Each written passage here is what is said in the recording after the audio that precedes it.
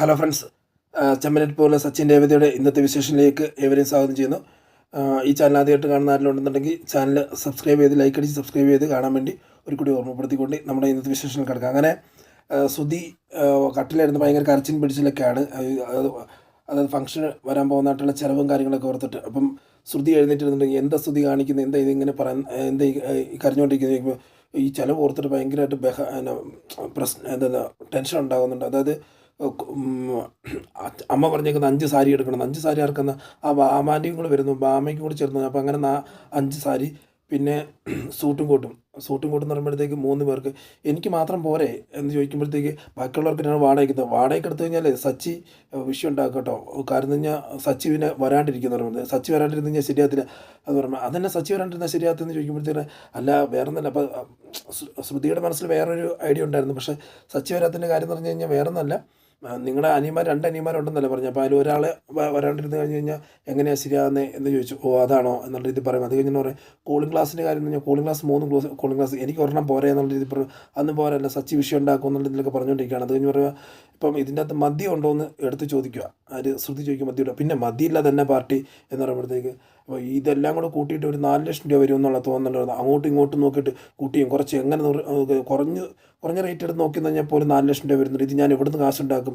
അച്ഛനോട് ചോദിക്കുമെന്ന് പറഞ്ഞാൽ ശ്രുതി ആവശ്യമില്ലാതെ പറയരുത്, അച്ഛനോടൊന്നും ചോദിക്കാൻ പറ്റത്തില്ല എന്നുള്ള രീതിയിൽ ശ്രുതി പറയുവാണ്. അത് കഴിഞ്ഞ് പെട്ടെന്ന് പിന്നെ ശ്രുതിയോട് പറയും പെട്ടെന്ന് അല്ല അച്ഛനോട് ചോദിക്കുന്ന അല്ല പലിശയ്ക്ക് എടുക്കാൻ പറയുമ്പോഴത്തേക്ക് പലിശയ്ക്ക് എടുത്ത് കഴിഞ്ഞാൽ കൊള്ള പലിശയാകും. എവിടെന്നെങ്കിലും ക്യാഷ് മറിച്ച് നിന്ന് ചെയ്താൽ മതി, അല്ലാതെ നടക്കത്തില്ല, അങ്ങനെ കൊള്ള പലിശയാകും എന്നുള്ള രീതി പറയുവാണ്. അപ്പം ശരിയെന്ന് പറഞ്ഞപ്പം എന്നിട്ട് ഉറങ്ങാൻ പറയുമ്പോഴത്തേക്ക് ശ്രുതി പറയുക എനിക്കിന്ന് ഉറക്കമൊന്നും വരത്തില്ല. കാരണം എന്ന് പറഞ്ഞാൽ ഇത്രയും കാശ് ഞാൻ ഇവിടുന്ന് പോയി ഉണ്ടാക്കാൻ വേണ്ടിയാണ് ഇതൊക്കെ ആലോചിച്ചിട്ട് ടെൻഷൻ അടിക്കുന്നു, ഫംഗ്ഷൻ വേണ്ടായിരുന്നു നല്ല രീതിയിലൊക്കെ പറഞ്ഞുകൊണ്ടിരിക്കുന്നത്. അത് കഴിഞ്ഞിട്ട് പിന്നെ കാണിക്കുന്ന നമ്മുടെ ഫംഗ്ഷൻ്റെ ഹോട്ടലാണ്. ആദ്യം കാണിക്കുന്ന രവീന്ദ്രൻ നല്ല മുണ്ട് ഷർട്ടൊക്കെ ഇട്ട് നല്ല സൂപ്പറായിട്ട് വരുന്നുണ്ട്. അപ്പം വന്നിട്ട് അങ്ങോട്ടും ഇങ്ങോട്ടും നോക്കുന്നുണ്ട്, ആരാ വന്ന് നമ്മുടെ ഫാമിലി ആരും കാണുന്നില്ലോ. അവിടെ ശ്രുതി തന്നെ പറയുന്നുണ്ട്, അല്ല രവീന്ദ്രൻ തന്നെ പറയുന്നുണ്ട് ഇവിടെ ശ്രുതിയും പിന്നെ വിളിച്ചവർ മാത്രമേ കാണുന്നുള്ളല്ലോ, നമ്മൾ ഫാമിലി ആൾക്കാരൊന്നും കാണുന്നില്ലോ എന്നുള്ളത് പറഞ്ഞുകൊണ്ടിരിക്കുമ്പോഴത്തേക്ക് അങ്ങനെ നോക്കുന്നുണ്ട്. അവിടെ എല്ലാം നോക്കി കഴിയുമ്പോഴത്തേക്കും ഭാമ കയറി വരുന്നുണ്ട്, അല്ല ചന്ദ്രമതി കയറി വരുമ്പോഴത്തേക്ക് നല്ലൊരു റെഡ് കളർ സാരിയെ കൊടുത്ത് കയറി വരുവാണ്. ഭാമ അവിടെ ചെന്നിട്ട് പറയും എടി ഇതെന്നാ ലുക്കാടി, ഇതെങ്ങനെ സംഭവിക്കുന്ന ഒന്ന് പോടി എന്ന് പറയുമ്പോഴത്തേക്ക് എടി ഇപ്പം നിന്നെ കണ്ടു കഴിഞ്ഞാൽ സിനിമാ നടികളെ പോലെ ഉണ്ട്, വല്ല ബിസിനസ്മാർ ഇവിടെ വരുന്ന ബിസിനസ്മാരെല്ലാം കണ്ടു കഴിഞ്ഞാൽ നിന്നെ പെണ്ണാലോചിക്കുന്നത്. ആണോ സത്യമാണോ? അതെ സത്യമാണ്, അത് ചുമ്മാ പറഞ്ഞല്ലോ, ചുമ്മാ പറഞ്ഞു വന്നല്ല, ചുമ്മാ പറഞ്ഞല്ല എന്ന് എടുത്തെടുത്ത് പറയുവാണ്. അപ്പം ശരി നല്ല രീതിയിലല്ലേ, ഓക്കെ കുഴപ്പമില്ല എന്നുള്ള രീതി പറഞ്ഞ് അത്തോട്ട് അടച്ച് ചെന്നപ്പോഴത്തേക്ക് അകത്ത് കയറി ചെന്നപ്പോഴത്തേക്ക് നമ്മുടെ രവീന്ദ്രനെ കാണാം. രവീന്ദ്രൻ ചോദിക്കും ഇതെന്താ വാമേ, അല്ല എന്താ ചന്ദ്രമതി ഇത് എന്ന് പറയുമ്പോഴത്തേക്ക് എന്താ രവിയേട്ടാ അങ്ങനെ നോക്കുന്നത്, അല്ല ഇത് ചന്ദ്രമതി തന്നെയാണ്. അതെ ചന്ദ്രമതി ഒന്ന് പോയേട്ടാ, ചന്ദ്രമതി തന്നെയാണ് എന്ന് പറയുമ്പോഴത്തേക്ക് പറയാം അതെന്താ അങ്ങനെ ചേട്ടാ എടുത്ത് പറയുന്നത്, അല്ല നിൻ്റെ കല്യാണത്തിൽ നമ്മുടെ കല്യാണത്തിൽ ഇത്രയും പോലും നീ ഒരുങ്ങിയിട്ടില്ല എന്ന് പറയുക. ഉടനെ ഭാമ ബാക്കിയെന്ന് പറയുകയാണ് ഈ എന്നെ നാണം കൊണ്ട് വരാണ്ടിരിക്കുമായിരുന്നു ചന്ദ്രമതി, അത്ര രീതി മാറി നിൽക്കുമായിരുന്നു, അത്ര രീതി നാണമായിട്ട് നിൽക്കുമെന്ന് പറഞ്ഞു. ഉടനെ ശരിയെന്ന് പറഞ്ഞു. എന്നിട്ട് ചോദിക്കുന്നുണ്ട് രവീന്ദ്രൻ ചോദിക്കുന്നുണ്ട് നമ്മുടെ പിള്ളേരൊക്കെ എന്ത് ചെയ്യുന്നു, പിള്ളേർ മരുമക്കളൊക്കെ എന്തെങ്കിലും ചോദിക്കും, അവരിവിടെ എവിടെയെല്ലാം കാണുമെന്നേ എവിടെ പോകാനെന്ന് പറയുമ്പോഴത്തേക്ക് ആണോ ഞാൻ ഇത്ര നേരം നോക്കിയിട്ട് കണ്ടില്ല എന്ന് പറയണം. അപ്പോഴത്തേക്കും നോക്കുമ്പോഴത്തേക്കും ഒരു മറ്റ് ശ്രുതി മറ്റേ ആൾക്കാരോട് സംസാരിച്ചു കൊണ്ടാണ് ശ്രുതി പറയണ ഈ ഡീലർഷിപ്പ് കിട്ടിയാലേ നമ്മൾ കേരളത്തിൽ നമ്പർ 1 ഡീലർഷിപ്പ് ആകും. 14 ജില്ലയിൽ ആർക്കും കിട്ടാത്തൊരു ഡീലർഷിപ്പാണ്. എനിക്ക് ഇന്ന് ഞങ്ങൾ വലിയ ബിസിനസ് മേഖലയിലേക്ക് ഞാൻ കടന്നു കയറാനുള്ള പരിപാടിയൊക്കെയാണ് എന്ന് പറഞ്ഞുകൊണ്ടിരിക്കുകയാണ്. ഉടനെ ശ്രുതിയും മീരയും കൂടെ പറയുക, അല്ല മീരയും ശ്രുതിയും കൂടെ സംസാരിച്ചുകൊണ്ടിരിക്കുക. അവർ വന്നിട്ട് വീഡിയോ ഒന്ന് എടുക്കണം, എന്താ ഫോട്ടോ എങ്ങനെ ഫോൺ എങ്ങനെ കൈക്കലാക്കിയിട്ട് വീഡിയോ എടുത്ത് നമ്മൾ ഇന്ന് തന്നെ സെൻഡ് ആക്കണം എന്നുള്ള ഇതിലുള്ള പ്ലാൻ ചെയ്തുകൊണ്ടിരിക്കണം. അതായത് മദ്യം കൊടുക്കുന്ന സമയത്ത് ആ ഫോൺ എടുക്കുക എന്നുള്ളത് ആണ് എങ്ങനെ നിൽക്കുന്നത്. ആ ഒരു രീതിയിൽ ഇങ്ങനെ നിൽക്കുമ്പോഴത്തേക്ക് ഓരോരുത്തർ കയറി വരണം. ആദ്യം അത് കഴിഞ്ഞ് കാണിക്കുന്നത് വർഷയും ശ്രീകാന്ത് വരുന്ന വെടിച്ചില്ലൊരു കൂട്ട് ഷോട്ടൊക്കെ ഇട്ട് അത് സാരിയൊക്കെ കൊടുത്ത് സാരിയൊക്കെ കൊടുത്ത് കയറി വരുന്നുണ്ട്. എല്ലാവരും അത്യാവശ്യം നോക്കി നിൽക്കുന്നുണ്ട്. അത് കഴിഞ്ഞ് കയറി വരുന്ന നമ്മുടെ നായകനും നായികയാണ്. നമ്മുടെ സച്ചിൻ രേവതിയും കയറി വന്ന് കഥ തുറന്നു കഴിയുമ്പോഴത്തേക്കും എല്ലാവരും നോക്കി നിൽക്കും, ഞെട്ടിപ്പോവും. ചന്ദ്രമതിക്കൊക്കെ ആണെന്നുണ്ടെങ്കിൽ ഇവർ ഇത്രയും ഭംഗിക്ക് ഒരുങ്ങിയത് കണ്ടപ്പോഴത്തെ തന്നെ പിടിക്കുന്നില്ല. പിന്നെ അതുപോലെ പിന്നെ രവീന്ദ്രനാണ് നമ്മളെ ഭയങ്കര ഹാപ്പി. എൻ്റെ മകൻ ഇത്രയും, അതായത് കാർ ഡ്രൈവറാണെങ്കിലും ഈ സൂട്ടും കോട്ടൊക്കെ നന്നായിട്ട് ചേരുന്നുണ്ടല്ലോ എന്നുള്ള രീതിയിലൊക്കെയാണ് അവിടെ അതായത് രവീന്ദ്രൻ്റെ ഒരു നോട്ടം. അത് കഴിഞ്ഞ് തന്നെ പിന്നെ കാണിക്കുന്നത് പിന്നെ ശ്രുതിയും ഇവരെല്ലാവരും ഇവരുടെ ഒരുക്കം കണ്ടോണം എന്നുള്ള രീതി കണ്ടോണം. അതായത് ഒരുങ്ങിയിട്ടാണെന്നുണ്ടെങ്കിൽ ഒരുക്കിയിട്ട് സ്വന്തം, അതായത് ശ്രുതിയെക്കാട്ടും ഒരുക്കിയിട്ടുണ്ട്, സെറ്റായിട്ട് തന്നെ ലുക്കുണ്ട് നമ്മുടെ രേവതിയൊക്കെ കാണാം. അപ്പോൾ അത് കണ്ട് ഇങ്ങനെ അന്താളിച്ച് നിൽക്കുന്ന സീനാണ് നമ്മളവിടെ കാണുന്നത്. പിന്നെ നമ്മളെ പറയാൻ പറ്റിയ ഒരു കാര്യമുണ്ട്. നമ്മുടെ ഓരോരുത്തർ കയറി വരുമ്പോഴത്തേക്ക് കുറച്ച് കാര്യങ്ങൾ പറയുന്നുണ്ട്. അതായത് ശ്രുതിയും കയറി വരുമ്പോഴത്തേക്ക് പറയും, ശ്രുതി കയറി വരുമ്പോഴത്തേക്ക് ശ്രുതി അവിടെ നിൽക്കുമ്പോഴത്തേക്ക് ശ്രുതിയോട് പറയുമ്പോഴത്തേക്ക് ശ്രുതി നിന്നെ കാണാൻ വേണ്ടി ഏഞ്ചലിനെ പോലെ ഉണ്ടെന്ന് പറയുമ്പോഴത്തേക്ക് ശ്രുതി തിരിച്ചു പറയും, ആണോ ശരിക്കും അങ്ങനെയാണോ, ശരി അതേന്ന് പറയുമ്പോഴത്തേക്ക് പറയും, ശ്രുതിയെ കാണാൻ ഇപ്പോൾ നല്ലൊരു ബിസിനസ്സുകാരനെ പോലെ ഉണ്ട് എന്ന് പറയുമ്പോൾ, ആണോ കൊള്ളാം, നല്ല ലുക്ക് ഉണ്ടെന്നൊക്കെ പറയും. അത് കഴിഞ്ഞ് രണ്ടുപേരും അകത്തോട്ട് കയറി പോകുമ്പോഴത്തേക്ക് ഇവരെ കാണുമ്പോഴത്തേക്ക് നമ്മുടെ രവീന്ദ്രൻ ഒക്കെ രവീന്ദ്രനും ചന്ദ്രമതിയെല്ലാം നോക്കി നിൽക്കുകയാണ്. ചന്ദ്രമതിയോട് രവീന്ദ്രനോട് ചെന്നിട്ട് പറയാം, ഡാഡി എങ്ങനെ ഉണ്ടെന്ന് ചോദിക്കുമ്പോഴത്തേക്ക് രവീന്ദ്രൻ പിന്നെ ചെവി എന്ന് പറയാം, ഡാഡി ഞാൻ എൻ്റെ വായിരിക്കുന്നതിന് കേൾക്കരുതെന്ന് പറയുകയാണ്. ഉടനെ ചെവി എന്ന് പറയുമ്പോഴത്തേക്ക് തന്നെ എന്താ ചെവി പറഞ്ഞതെന്ന് ചന്ദ്രമതി ചോദിക്കുന്നത്. അതേ ഇത് ഒരു ആചാരമാണ്, അതായത് ഇപ്പോഴത്തെ മോഡേൺ രീതിയിലുള്ളൊരു ആചാരമാണ് നമ്മുടെ വിഷ് ചെയ്തെന്ന്. ആണോ വിഷയമാണ്, അപ്പം ഞാനും വിഷയമായിട്ട് എന്ന് പറഞ്ഞ് ചന്ദ്രമതി വിഷയമാണ്, ഹാപ്പി വെഡിങ് ആനിവേഴ്സറി മോനെ എന്നുള്ള രീതി ചെവി പറയുവാണ്. ശരി, അത് കഴിഞ്ഞിട്ട് എല്ലാവരും കൈയൊക്കെ അടിച്ചിട്ടാണ് കയറി പോകുന്നത്, കൈയടിച്ച് ഇൻവൈറ്റ് ചെയ്താൽ പോകുന്നത്. കാരണം അവരുടെ വെഡിങ് ആനിവേഴ്സറി ആണല്ലോ.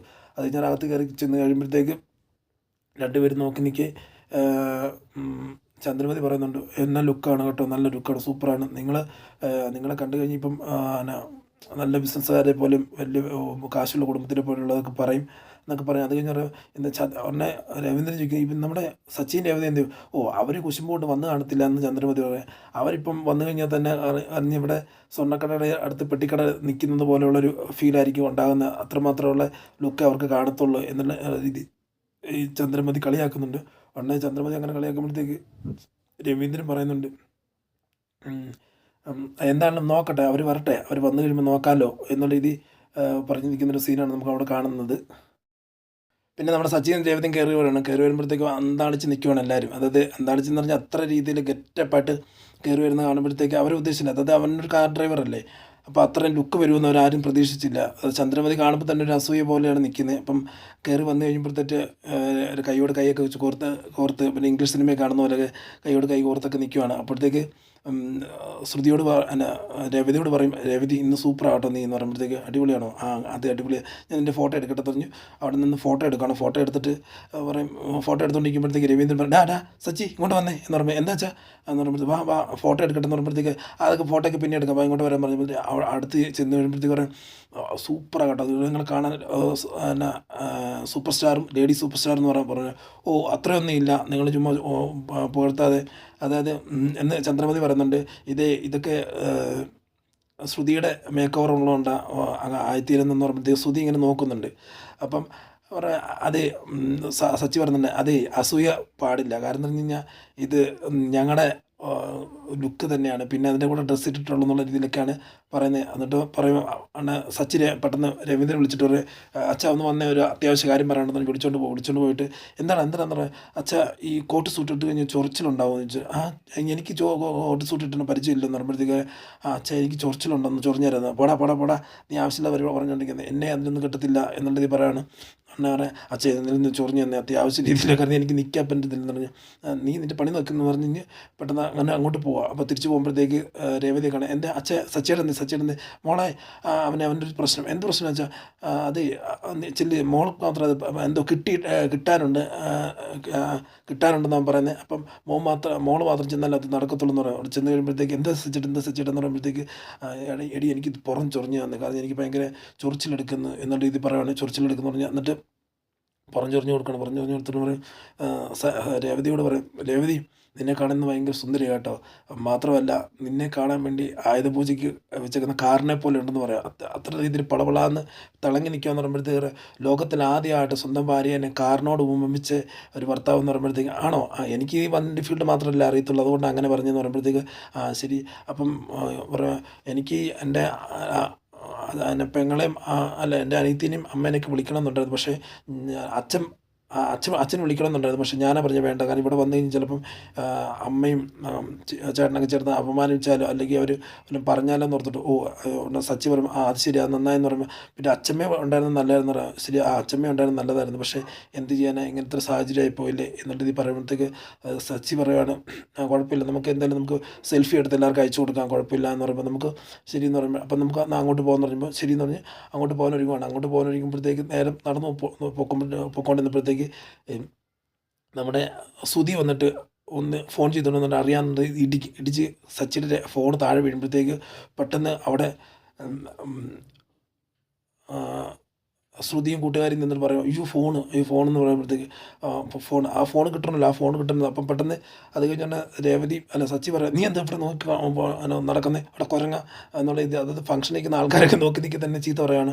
എന്നാൽ സച്ചി പറയുവാണ്, അല്ല ശ്രുതി പറയുകയാണ്, എടാ സോറി റിയലി സോറി, എടാ ആൾക്കാരൊക്കെ നിൽക്കി നിന്നെ ചീത്ത പറയാതെ, കാരണം ഇത് വലിയ ഫംഗ്ഷൻ അല്ലേ എന്നുള്ളത് പറയുമ്പോഴത്തേക്ക് പറയാം എന്ത് ഫംഗ്ഷൻ ആണെങ്കിൽ പോലും കാരണം ഫോൺ താഴെ കണ്ടെടുത്ത് എന്ന് ചോദിക്കുക. അത് കഴിഞ്ഞാൽ സച്ചി അങ്ങോട്ട് ശ്രുതി അങ്ങോട്ട് പോകും. പിന്നെ ഫോൺ എടുത്ത് നോക്കുമ്പോൾ ഒന്നും പറ്റിയില്ല ഉടനെ മീരയും ശ്രുതി അങ്ങോട്ട് വരുവാണ്, സച്ചി ഫോൺ എന്തെങ്കിലും പറ്റിയോ എന്നുള്ള രീതി മീര ചോദിക്കുമ്പോൾ നീ ആരാ ചോദിക്കുക, എൻ്റെ ഫോണിന് എന്തെങ്കിലും പറ്റിക്കുക, നിനക്ക് എന്നാ കുഴപ്പം എന്നുള്ളത് പറയുമ്പോൾ കുഴപ്പങ്ങളൊന്നുമില്ല എന്നുള്ള ഇതിൽ ബാക്കിയൊന്നും പറ്റിയില്ല എന്നുള്ള രീതി ശ്രുതി സ്വയം പറയുകയാണ്.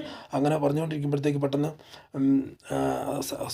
ശ്രുതി പറയും, സച്ചി ആ ഫോൺ താ, ഞാൻ ഫോട്ടോ എടുത്തു തരാം, നിങ്ങളുടെ ഫ്രണ്ട് ഫോട്ടോ എടുത്തു തരാൻ പറയുമ്പോഴത്തേക്ക് അതിൻ്റെ ആവശ്യമൊന്നുമില്ല, നീ പലയിടത്തിൽ പണി നോക്ക്, എനിക്ക് എടുക്കാൻ അറിയാം എന്നുള്ള രീതി പറഞ്ഞ് പോകുകയാണ്. ഉടനെ ശ്രുതിയും മീരുന്നെന്ന് പറയുവാണ്, ഇത് എങ്ങനെയാണ് ഇതിൻ്റെ കാര്യങ്ങൾ ഒന്നും നടത്തുന്നത്, കാരണം എങ്ങനെയും ഫോൺ അടിച്ചു മാറ്റണമല്ലോ, ഫോൺ അടിച്ചു മാറ്റിയാൽ മാത്രമേ ഇന്ന് കാര്യങ്ങളൊന്നും നടക്കത്തുള്ളൂ, ഇന്ന് ലാസ്റ്റ് ചാൻസാണ് ഇത്, ഈ ഫംഗ്ഷൻ അവനെ കുടിച്ച് കഴിഞ്ഞ് കഴിഞ്ഞാൽ അൺപോസായി കഴിഞ്ഞ് കഴിഞ്ഞാൽ ആ ഫോൺ നമുക്ക് കിട്ടും, അതോടെ നമുക്ക് കാര്യങ്ങളെല്ലാം ചെയ്യാൻ പറ്റും എന്നുള്ളത് പറയുവാണ്.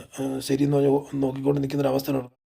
അത് കഴിഞ്ഞ് മീര പറയുവാണ്, ശ്രുതി അവരെ നോക്കി അവർ 6 പേര് ഫോട്ടോ എടുക്കുന്നുണ്ട്, അതായത് ശ്രുതി ഒഴിച്ച് ബാക്കി എല്ലാവരും ഫോട്ടോ എടുക്കുകയാണ്. അവരെ കണ്ട് എന്നെ ലുക്കാന്ന് നോക്കി അവർ ഭയങ്കര സെറ്റാകട്ടോ, അവർ സിനിമാ നടന്മാർ തോറ്റു പോകുന്ന രീതിയിലുള്ള ലുക്കാകട്ടോ, പിന്നെ രേവതിയും സച്ചിയും തമ്മിൽ അത്ര രീതിയിൽ ലുക്കാണ് അവർ.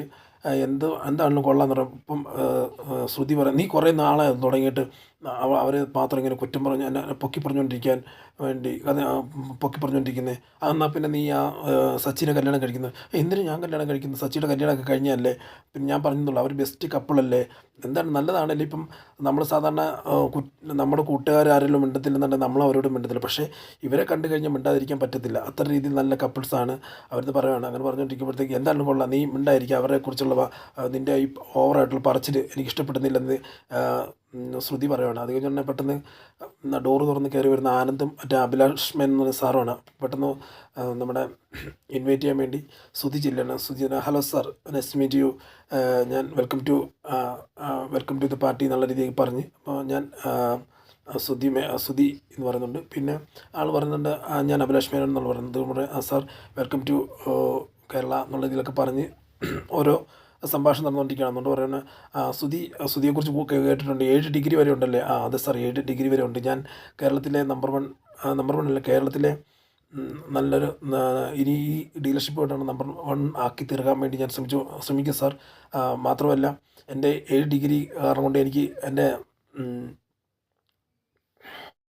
വിസിറ്റിംഗ് കാർഡിൽ പോലും ഇത് പേര് എഴുതുകയാണെന്നുണ്ടെങ്കിൽ തികയത്തില്ല, അത്രയും ഈ കൂടുതലായിട്ട് കവിഞ്ഞു പോകുകയെന്ന് പറയുമ്പോഴത്തേക്ക് ആനന്ദ് അടുത്ത് പറഞ്ഞാൽ, സാർ ഒരു പുതിയൊരു വിസിറ്റിംഗ് കാർഡും കൂടെ എക്സ്ട്രാ അടിക്കാനാണ് ആഗ്രഹിച്ചുകൊണ്ടിരിക്കുക, കാരണം ഞാൻ അത്ര രീതിയിൽ വലുതായിട്ട് പ്ലാൻ ചെയ്യുന്നുണ്ട്, അത്ര രീതിയിൽ ക്വാളിഫിക്കേഷൻ ഉണ്ടല്ലോ എന്ന് പറയുമ്പോഴത്തേക്ക് പുള്ളി അഭിലക്ഷ്മൻ പറയുകയാണ്, ഈ കാലഘട്ടത്തിൽ ഡിഗ്രി മാത്രം പോരാ, ഡിഗ്രി കൂടാതെ ഇതും കൂടെ വേണം, അതായത് പിന്നെ സ്കില്ലും കൂടെ വേണമെന്ന് പറയുമ്പോഴത്തേക്ക്, സാർ അതെനിക്കുണ്ടല്ലോ സാർ, ഞാൻ അങ്ങനെയാണല്ലോ സാർ, ഞാൻ കഴിവും എല്ലാം ഉണ്ട് എന്നുള്ള പറയുമ്പോഴത്തേക്ക് അങ്ങനെ ഉണ്ടെങ്കിൽ കുഴപ്പമില്ല, നമ്മൾ ഈ ഡീലർഷിപ്പ് നടത്താം, അപ്പം എന്താണെങ്കിലും നോക്കട്ടെ, കാര്യങ്ങളൊക്കെ നോക്കട്ടെ എന്ന് പറയുമ്പോഴത്തേക്ക് പുള്ളിക്കാരൻ പറയുവാണ്, അഭിലാഷ് മേനോനോട് അഭിലാഷ് മേനോൻ നമുക്ക് ബാക്കിയുള്ള കാര്യം നോക്കാൻ പറഞ്ഞ് അകത്തോട്ട് കയറുമ്പോഴത്തേക്ക് പറയാം, അകത്തൊക്കെ അത് ഡോർ തുറന്ന് കയറുമ്പോഴത്തേക്ക് ചോദിക്കുന്നുണ്ട്, സാർ എങ്ങനെയുണ്ട് പാർട്ടി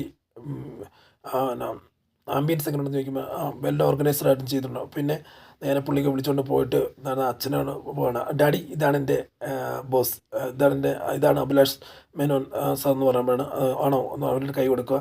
ഉടനെ അവരുടെ കൈ കൊടുത്ത് നല്ല സംസാരിച്ചുകൊണ്ടിരിക്കുമ്പോഴത്തേക്ക് പുള്ളിക്കാരൻ പറയുക, എന്താണ് നിങ്ങളുടെ 3 മക്കളും നല്ല രീതിയിൽ വെൽ ഓർഗനൈസ്ഡ് ആയിട്ട് നല്ല രീതിയിലൊരു എന്താ പറയുക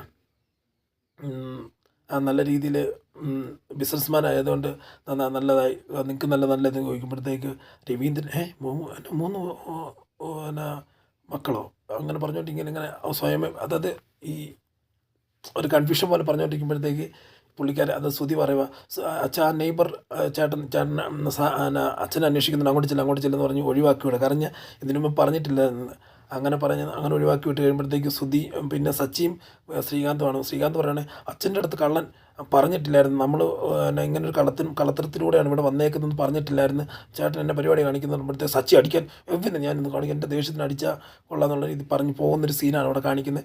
അതോടെ ഇന്നത്തെ സീൻ അവസാനിക്കുകയാണ്.